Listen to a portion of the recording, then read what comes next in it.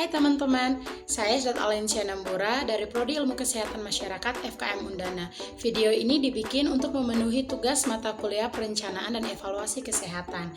Topik yang akan saya bahas kali ini adalah siklus perencanaan dalam pembangunan kesehatan. Selamat menonton! Pertama kita masuk pada latar belakang. Pembangunan kesehatan di Indonesia memerlukan perencanaan yang sistematis dan berkelanjutan agar sumber daya dapat dimanfaatkan secara efektif. Tanpa perencanaan yang baik, program kesehatan sering tidak tepat sasaran dan tidak berkelanjutan. Dengan adanya perencanaan juga dapat menjadi dasar dalam pengambilan keputusan untuk meningkatkan derajat kesehatan masyarakat.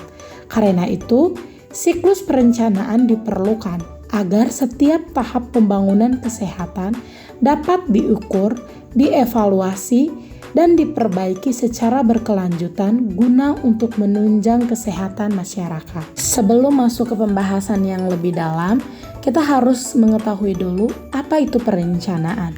Menurut Hani Handoko, perencanaan adalah proses penentuan tujuan-tujuan yang hendak dicapai dan menentukan cara-cara terbaik untuk mencapai tujuan tersebut.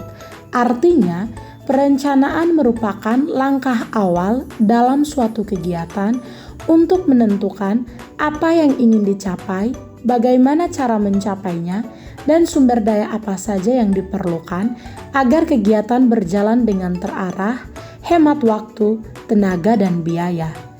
Dalam konteks kesehatan, perencanaan merupakan suatu proses sistematis untuk merumuskan kegiatan, strategi, dan penggunaan sumber daya yang ditujukan untuk memenuhi kebutuhan manusia dan untuk meningkatkan derajat kesehatan masyarakat secara efektif dan efisien.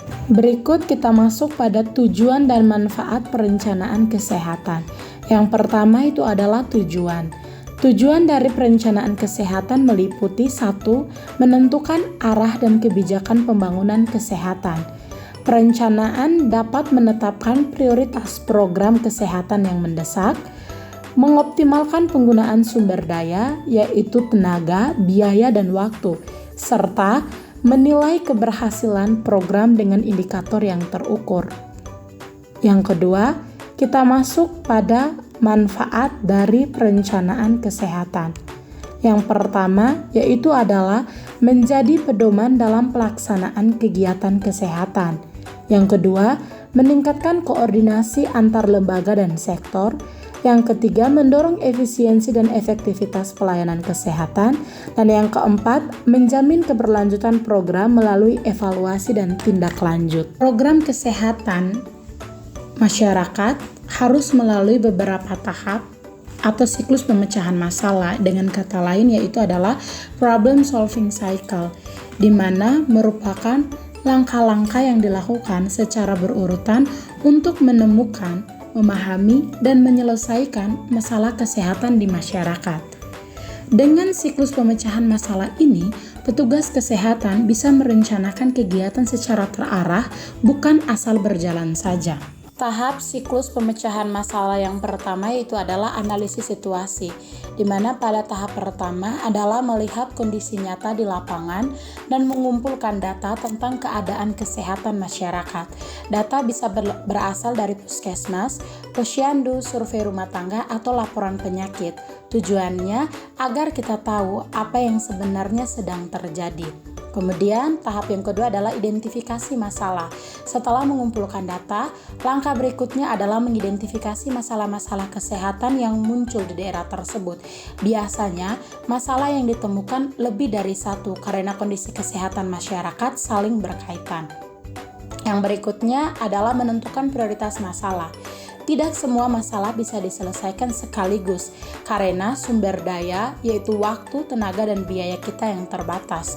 Maka perlu ditentukan masalah mana yang paling penting dan harus ditangani terlebih dahulu. Biasanya menggunakan kriteria besar masalahnya, tingkat keparahan, dan kemungkinan untuk bisa ditanganinya. Yang keempat yaitu adalah menentukan tujuan. Setelah tahu masalah utamanya yang diprioritaskan, langkah berikut adalah menentukan tujuan yang ingin dicapai. Tujuan harus jelas, terukur, dan dapat dicapai dalam waktu tertentu. Tahap selanjutnya adalah menentukan alternatif pemecahan masalah. Pada tahap ini, tim kesehatan merancang berbagai alternatif solusi yang bisa dilakukan untuk mengatasi masalah utama. Setiap alternatif dipertimbangkan dari segi manfaat, biaya, dan kemungkinan pelaksanaannya. Berikutnya, membuat rencana operasional. Tahap ini adalah tahap di mana menyusun rencana kerja secara rinci agar kegiatan dapat berjalan teratur. Rencananya itu berisi kegiatan apa yang dilakukan, siapa yang bertanggung jawab, kapan dilaksanakan, dan apa saja kebutuhan biayanya. Kemudian, tahap berikutnya pelaksanaan dan penggerakan. Tahap ini adalah melaksanakan semua rencana yang sudah dibuat. Biasanya, petugas lapangan akan menggerakkan masyarakat agar ikut terlibat secara aktif.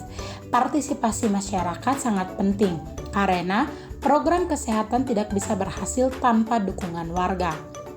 Berikutnya adalah pemantauan. Selama kegiatan berjalan, dilakukan pemantauan secara rutin untuk melihat apakah pelaksanaan sudah sesuai rencana. Jika ada hambatan, bisa segera diperbaiki. Tahap selanjutnya adalah pengawasan dan pengendalian. Pada tahap ini, untuk mengawasi pelaksanaan kegiatan secara keseluruhan dan memastikan program tetap berjalan di jalurnya, tidak menyimpang. Jika ditemukan penyimpangan, maka dilakukan pengendalian agar tujuan utama tetap tercapai. Pada tahap terakhir yaitu adalah evaluasi. Tahap ini adalah menilai hasil kegiatan, apakah tujuan yang ditetapkan di awal tercapai atau belum. Evaluasi juga melihat dampak jangka panjang terhadap masyarakat dan apa yang bisa diperbaiki ke depan. Dari materi yang dijelaskan dapat disimpulkan bahwa perencanaan dalam pembangunan kesehatan sangat penting untuk memastikan setiap program berjalan terarah, efisien, dan sesuai dengan kebutuhan masyarakat. Siklus pemecahan masalah yang meliputi analisis situasi sampai dengan evaluasi merupakan pedoman utama dalam merancang program kesehatan yang berkelanjutan. Dengan menerapkan seluruh tahapan siklus tersebut, pembangunan kesehatan dapat lebih terpadu, efektif, dan berorientasi pada hasil, sehingga mampu meningkatkan derajat kesehatan masyarakat secara menyeluruh. Sekian pemaparan materi yang bisa saya sampaikan. Terima kasih.